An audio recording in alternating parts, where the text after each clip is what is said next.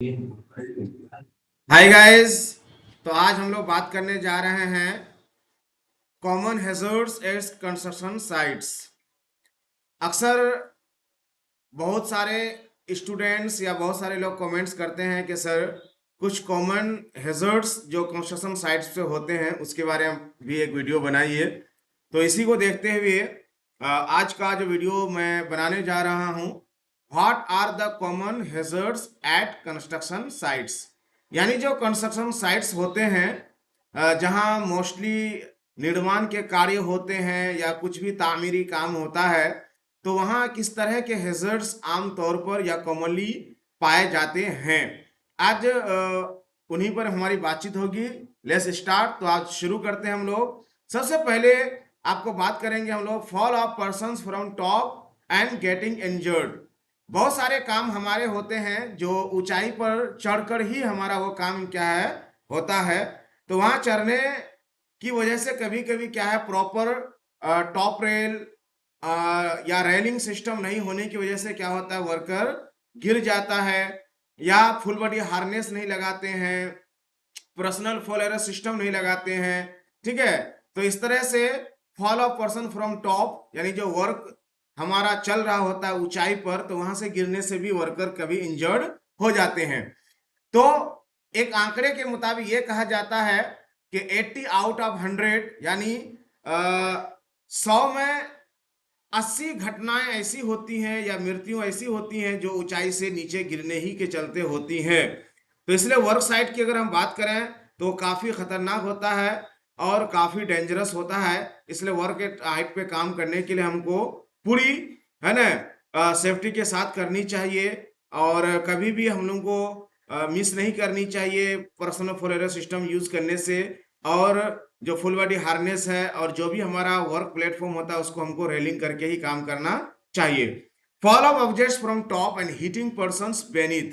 यहाँ कहना यह चाहते हैं कि जब ऊंचाई पे काम चलता है तो बहुत बार ड्यू टू केयरलेसली की वजह से या ड्यू टू है ना नॉट प्रॉपर है ना प्लेटफॉर्म है ना बीइंग एडजस्टेड, यानी जो प्लेटफॉर्म होता है जिस पर हम लोग काम करते हैं वो अच्छे से एडजस्ट नहीं किए जाते हैं, तो जो हमारे लूज मटेरियल्स होते हैं ठीक है वो हमारे ऊपर से क्या होते हैं नीचे गिर जाते हैं। तो ऐसे लूज मटेरियल जो ऊपर से नीचे गिरते हैं तो जो लोग नीचे होते हैं तो उनको चोट लगती है, हिट करता है और कभी गंभीर रूप से वो घायल हो जाते हैं। और कभी कभी अगर बड़ा ऑब्जेक्ट अगर गिरता है, कभी कभी सिलेंडर गिर जाते हैं, ईंटें गिर जाती हैं, हैमर गिर जाता है, या इस तरह के रॉड वगैरह गिर जाता है, या इस तरह का कोई भी मशीन के जो पार्ट्स को हम लोग असेंबल कर रहे होते हैं तो कभी कभी वो गिर जाता है।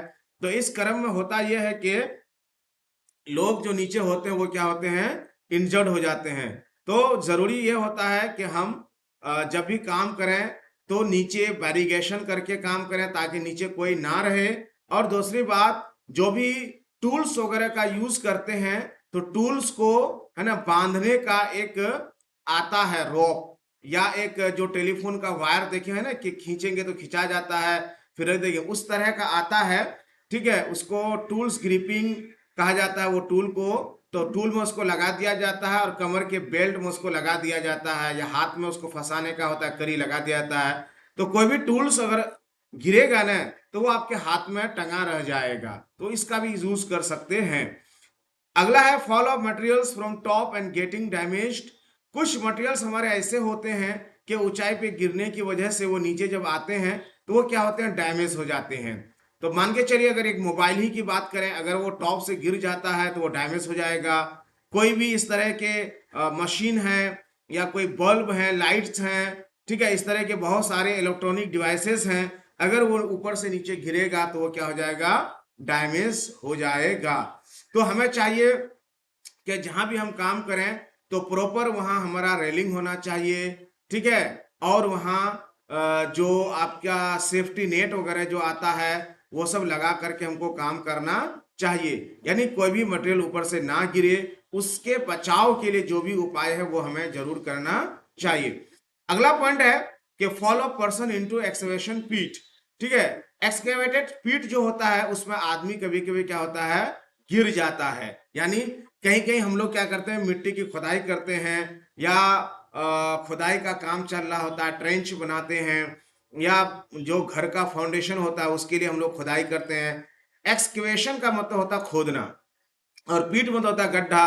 तो आमतौर पर कोई भी फाउंडेशन अगर खड़ा होता है तो गड्ढा खोद के ही होता है, या बहुत सारे काम हम लोग है जो खुदाई करने के बाद ही स्टार्ट करते हैं। तो डेफिनेटली ऐसे में क्या होता है, कभी कभी वर्कर गिर जाते हैं प्रॉपर बैरिगेशन ना होने की वजह से। इसलिए चाहिए कि कहीं भी अगर गड्ढा वगैरह हो तो हमें अच्छे से उसको क्या करना चाहिए, हार्ड बैरिगेटिंग कर देनी चाहिए, ताकि कोई भी आदमी उधर ना आए। और साइन बोर्ड्स और जो ये है आपके आपका सेफ्टी साइंस है, ठीक है, और जो आपका हैजर्ड से रिलेटेड जो साइंस हैं वो सारा हमको क्या करना चाहिए, डिस्प्ले कर देना चाहिए। अगला है collapse of soil and cabin और बरीड। ये कहना ये चाहते हैं, कभी कभी क्या होता है, हम लोग जो गड्ढा खोदते हैं या जमीन की खुदाई करते हैं तो उसका एक स्लोपिंग होता है, ठीक है। तो प्रॉपर स्लोपिंग में अगर हम लोग गड्ढा नहीं खोदते हैं, ठीक है, या ढंग से नहीं खोदते हैं, या खोदने के बाद मिट्टी को जो किनारे रखा जाता है वो नहीं रखना चाहिए, 2-4 मीटर दूर रखना चाहिए, या करीब में गाड़ी वगैरह ऊपर नहीं लाना चाहिए, या कोई भी हेवी इक्विपमेंट वगैरह को नहीं रखना चाहिए। तो या कभी कभी क्या होता है, सॉइल लूज होता है और अंदर गड्ढे में वर्कर्स काम कर रहे होते हैं, और अचानक गड्ढा क्या होता है, कैप हो जाता है या सॉइल कोलैप्स कर जाता है। तो जो वर्कर्स रहते हैं अंदर वो क्या होते हैं, मिट्टी में दब जाते हैं, कभी कभी जाने भी चली जाती हैं। और जैसा कि अभी आप लोग उत्तराखंड का एक घटना सुने थे, जैसे टनल में बहुत सारे वर्कर जो है जाकर के फंस गए थे, आई थिंक 41 वर्कर शायद थे, तो वही हुआ था। तो इस तरह की घटनाएं कभी हो जाती हैं, और कभी के वर्करों की जान भी चली जाती है। तो बरीड मतलब होता है मिट्टी में दब जाना। कैबिन का मतलब होता है जो गड्ढा खोदते हैं उसका किनारा का टूट के गिर जाना। अगला है डैमेज ऑफ यूजी केबल्स, यानी यूजी मतलब अंडरग्राउंड होता है, UG cables and sewage pipes and during excavation work. होता क्या है कि हम लोग कभी कभी खुदाई का काम कर रहे होते हैं और कोई पाइप्स जो अंडरग्राउंड होकर के जाता है, या कुछ केबल्स होते हैं जो बिजली वगैरह का वो नीचे से जा रहे होते हैं, और हम लोग प्रॉपर उसकी मैपिंग नहीं करते हैं, प्रॉपर उसको देखते नहीं है कि इस जगह से क्या क्या गया हुआ है, या कभी कभी वो क्या होते हैं, डैमेज होते हैं, ठीक है। मान के चलिए कोई खतरनाक गैसेस का पाइप है वो डैमेज है, या वो टूट गया, गड्ढा खोदे और जेसीबी वगैरह से या जिस मशीन से आप खुदाई कर रहे हैं उससे वो फट गया, टूट गया, तो उससे गैसेस निकलना शुरू हुआ, अचानक ऑयल निकलना शुरू हुआ, अचानक पानी निकलना शुरू हुआ, तो या फिर बिजली का शॉक लग सकता है। तो इस तरह के भी चांसेस होते हैं। आमतौर पर ये सब कॉमन हैजर्ड्स हैं जो कंस्ट्रक्शन साइट में पाए जाते हैं। जो भी वर्कर्स काम करें तो इन सारे हैजर्ड्स का ध्यान में रखते हुए काम करें। अगला है collapse of scaffolding and fall of person from height getting injury. कहना चाहते हैं कि जो भी वर्कर्स इसके फोल्डिंग के सहारे काम करते हैं, आपको पता है इसके फोल्डिंग एक भाड़ा होता है, इसके फोल्डिंग पे मेरा ऑलरेडी वीडियो बना हुआ है। तो बहुत सारे वर्कर्स क्या होते हैं कि इसके फोल्डिंग के सहारे काम करते हैं, और इसके फोल्ड कभी कभी क्या होता है, इसके फोल्ड प्रॉपर डिजाइन से नहीं बनाया जाता है, या उसमें जो ब्रासेस टाइज होना चाहिए वो सब नहीं होता है, या प्रॉपर जो उसका अलाइनमेंट होना चाहिए वो नहीं होता है, या उसका डिजाइनिंग नहीं सही से होती है, या जो इसके फोल्डिंग का रेटिंग होता है ना, लाइट वर्क के लिए हम लोग इसके फोल्ड बनाए और हेवी वर्क करना शुरू कर दिए या ओवरलोड कर दिए, तो इसके चलते भी इसके फोल्ड क्या होता है, कोलैप्स कर जाता है।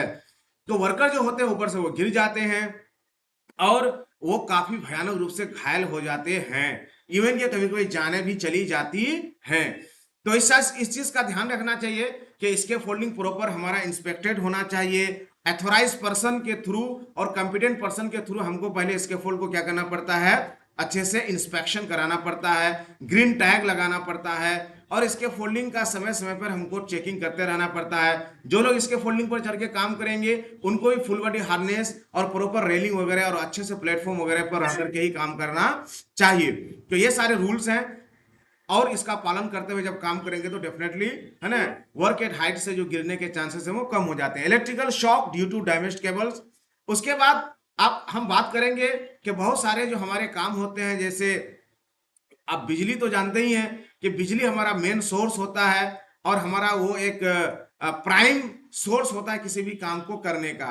तो अक्सर हम लोग क्या करते हैं, आर्क वेल्डिंग वगैरह का काम चल रहा होता है, ग्राइंडिंग का काम चल रहा होता है, ठीक है, पेंटिंग का काम चल रहा होता है, मोस्टली जितनी भी मशीनें चलती हैं वो सब हमारे किससे चलती हैं, बिजली से ही चलती है, इलेक्ट्रिक से ही चलती है। बहुत सारे हमारे हैंड पावर टूल्स है वो सब इलेक्ट्रिक से चलती हैं। तो कभी कभी क्या होता है, प्रॉपर वो हमारा वायर नहीं होता है, या वायर हमारा ज्वाइंट होता है, डैमेज होता है, या प्रॉपर जो सॉकेट वगैरह लगाना चाहिए वो सब हम लोग अच्छे से नहीं लगाते हैं। इसके कारण हमको इलेक्ट्रिक शॉक वगैरह लग जाता है। और आपको पता है कि इलेक्ट्रिक शॉक बहुत ही भयानक होता है, इससे जानें चली जाती हैं। इसलिए हमें चाहिए कि जब भी हम वर्क साइट पे काम करें तो खास तौर पे जो केबल्स होते हैं, वायर्स होते हैं, उसको अच्छे से हम चेकआउट करें। और जो हमारा रेटेड केबल्स होते हैं वो रेटेड केबल्स का ही यूज करें। जितना क्षमता की बिजली को आप करंट को आप पास कराना चाहते हैं उस क्षमता और उस रेट वाला ही केबल का यूज करें। और उसके जो सॉकेट्स आते हैं, प्रॉपर सॉकेट्स वगैरह का प्रयोग हमको करना चाहिए एक्सटेंशन वगैरह के लिए या बिजली का कनेक्शन लेने वगैरह के लिए। अगला है fire and explosion. Fire and explosion अपने आप में ही एक भयावह है। आग इतनी भयानक होती है कि इंसानों और जो हमारे संपत्ति उनको तबाह बर्बाद कर देती है। लाखों करोड़ों का नुकसान होता है, बहुत भयानक रूप से लोग की जानें भी चली जाती हैं। एक्सप्लोजन, एक्सप्लोजन अगर खतरनाक गैसेस का हो, जैसे भोपाल ट्रेजेडी गैस 3 दिसंबर 1984 को हुआ था जिसमें लाखों लोगों की जान चली गई थी। और उसका असर अभी तक है कि वहां लोग अभी तक अपंग और विकलांग पैदा होते हैं। तो कहने का मतलब यह है कि फ्लेमेबल जो चीजें होती हैं, हाई फ्लेमेबल यानी उच्च ज्वलनशील जो पदार्थ होती हैं, या ऐसे हाई एक्सप्लोसिव मटेरियल्स जो आपके साइड पे हैं, तो डेफिनेटली वहां से फायर और सोर्स ऑफ फायर को हमको दूर रखना चाहिए, हीट को दूर रखना चाहिए। और आग और एक्सप्लोजन से बचाव के जो भी रूल और नियम्स हैं उसका हमको पालन करते हुए काम को करना चाहिए। नियर बाई हमको कभी भी हॉट वर्क वगैरह नहीं करना चाहिए, खुली हुई आग आसपास लेके नहीं जाना चाहिए। और इस तरह के जो भी मटेरियल्स और केमिकल्स होते हैं उसको, है ना, फायर रेसिस्टेंस बैरियर के अंदर ही रखना चाहिए। आगे हम बात करेंगे बर्न इंजुरी, जलने की, है ना, इंजुरी। तो डेफिनेटली जब फायर होगा, एक्सप्लोजन होगा, तो उसके परिणाम स्वरूप लोग जलेंगे। या कभी कभी क्या होता है, जो बॉइलिंग वगैरह होता है, ठीक है, जहां वाटर को बॉइल किया जाता है, स्टीम बॉइलिंग होता है, या बहुत सारे हमारे जो हॉट वर्क होते हैं, तो अचानक जो वेल्डिंग के बाद जो पार्ट्स होते हैं अचानक उसको छू लिया जाए या टच हो जाए तो उससे भी जलने के चांसेस होते हैं। तो जलने के बहुत सारे चांसेस हैं, इसलिए इससे भी हमको सावधान रहना चाहिए और प्रॉपर पीपी वगैरह का यूज करके ही हमें काम को करना चाहिए। अगला हेल्थ एंड लंग प्रॉब्लम्स। आपको बता दें, वर्क साइट पे तरह तरह के क्या होते हैं, हैजर्ड्स होते हैं, डस्ट होते हैं, पॉइजनस गैसेस होते हैं, ठीक है, हार्मफुल सब्सटेंसेस होते हैं। और वो सब अल्टीमेटली हमारे स्वास्थ्य के लिए और हमारे लंग्स के लिए क्या होता है, बहुत ही खतरनाक होता है। तो जब भी हम लोग काम करें तो इस बात का ध्यान रखें कि हेल्थ और लंग्स के लिए वो हमारा खतरा तो नहीं है। तो इसके लिए हमको कार्ट्रिज बेस्ड रेस्पिरेटर का प्रयोग करना चाहिए, या जो भी हमारा मास्क होता है उस मास्क का प्रयोग करना चाहिए, या एस्काबा वगैरह का प्रयोग करना चाहिए। तो डस्ट है, पॉइजनस गैसेस है, टॉक्सिक गैसेस है, हार्मफुल सब्सटेंसेस हैं, ये सब हमारे लंग्स के लिए क्या है, काफी खतरनाक हैं। बहुत सारे पेंट्स वगैरह हैं, उससे भी जो फ्यूम्स निकलते हैं, वाइपर निकलते हैं, वो हमारे स्वास्थ्य के लिए काफी खतरनाक होते हैं। तो ये सब कॉमन हैजर्ड्स हैं जो कंस्ट्रक्शन साइट पे अक्सर पाए जाते हैं। उसके बाद है स्नैक बाइट्स। स्नैक बाइट्स का मतलब सांपों का काटना। अक्सर जहां कंस्ट्रक्शन का काम चल रहा होता है तो चौड़ा होता है, मैदान होता है, वहां काम होता है, तो पहले से बहुत सारे सांप जो होते हैं वो अपना घर बनाए रहते हैं। या स्कॉर्पियो जो होता है, यानी जो आपको जिसको बिच्छी कहते हैं, वो बिच्छी भी बहुत पाया जाता है, ठीक है। स्नैक बाइट्स हैं, कभी कभी डॉग बाइट्स की भी बातें आते हैं। और भी ऐसे बहुत सारे कीड़े मकोड़े हैं जो साइट में पाए जाते हैं, या वर्कर्स का अक्सर रहने सहने का वहीं आसपास होता है। तो इस तरह से, है ना, ये सब चांसेस होते हैं। चूहा वगैरह भी काटता है, माउस बाइट, रैट बाइट्स होते हैं।